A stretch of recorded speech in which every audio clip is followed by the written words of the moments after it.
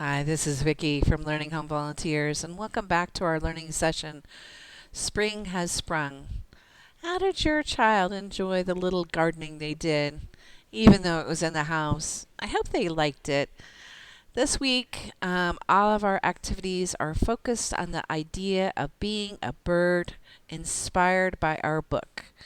I can tell you that our volunteers really enjoyed making all the materials for your child to play with, especially in relationship to the bird activities.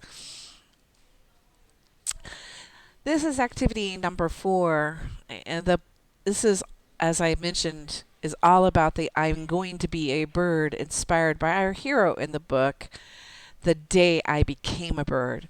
I thought we should give the experience a try. I mean, why not? So we made wings and hope that your children will take it forward and decorate their wings and see if they can fly.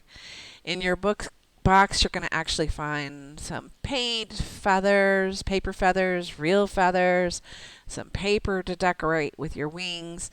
And in this picture, we see strips of butcher paper that she's chosen to use as her feathers, but your child's feathers and will reflect their ideas. Um, We have strung ribbon through slits in the cardboard, and this is how the wings are attached to your child. To attach them, just tie them snugly to the child. And in our testing, we've tried all different types of methods to make feathers, and so I thought I'd show a couple of them looking here.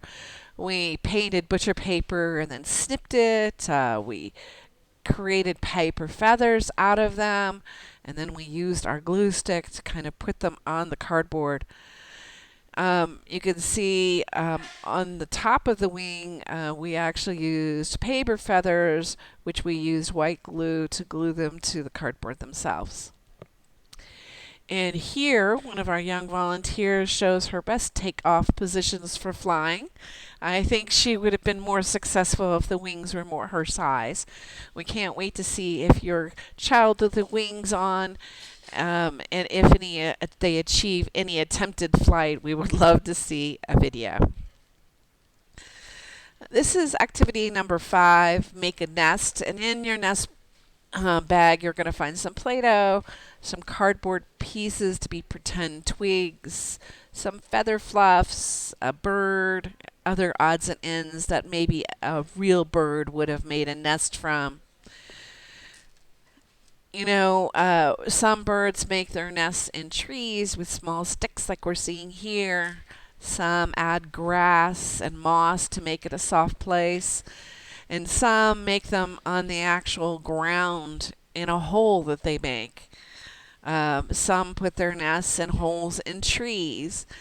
And some make it with whatever they can find. A slip of paper, a feather, a hair from an animal, grass, even a little piece of ribbon. Do you see that? They found from the park from a party. Now, once your nest is done, you can certainly have your child make some eggs out of Play-Doh. And we've even provided a bird to sit on the nest to complete the whole picture. This is activity number 6. Feathers in the past have actually been used to write. They were called quills. The bottom part of the feather was dipped in ink, and then they wrote on paper. And we're going to try something different, and we provided a bag with big feathers to allow you to paint using your feather. You can obviously dip the quill part in the paint, or you can dip the feather part like we're seeing here.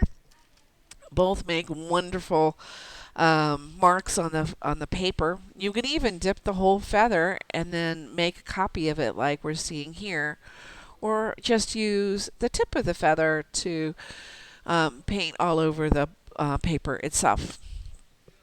Or you could make a brush by taping the feathers together to a pencil or a stick. Whatever technique they decide works for them in their feather painting, we can't wait to see their creations. Well, that's all for this week. We'll see you next week.